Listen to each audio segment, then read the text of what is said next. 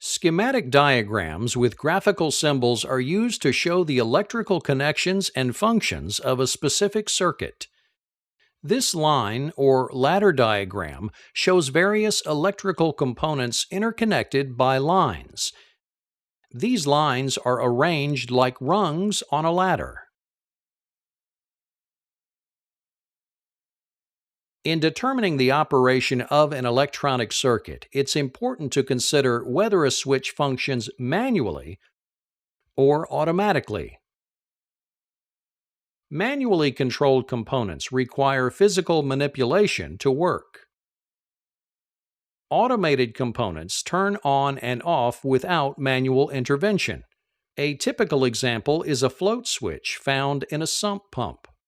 When a rising water reaches a certain level, a float switch is activated that turns on a pump to expel the water from a tank.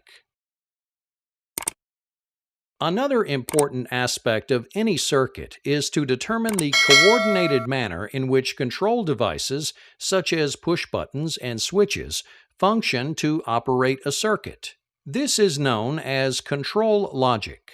Combinations of switches and buttons can be configured to conform to the rules of basic logic functions.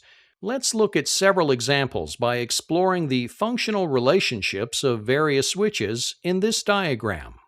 The first control logic we will look at is AND logic. AND logic is present when there are normally open control devices connected in series. Here we have two automatic switches. The motor coil M2 will only be energized if both floating switch 1 and temperature switch 1 are closed.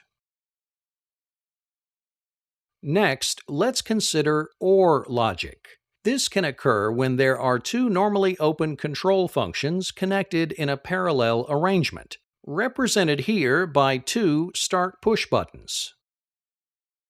Thus, motor coil M1 can be energized by manually pressing start switch 1 or start switch 2.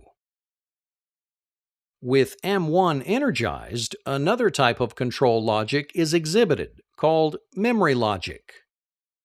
The energized M1 coil will cause the auxiliary contact M1 to automatically close. Therefore, even after the start button contacts are opened, the starter coil will continue to be energized due to the closed position of M1. There is also control logic associated with normally closed switches. NOT logic occurs when there is a single normally closed switch in a circuit. Thus, when the normally closed switch, stop 1, operated by a manual push button, is pressed, the M1 coil is shut off, and the M1 holding contact is deactivated.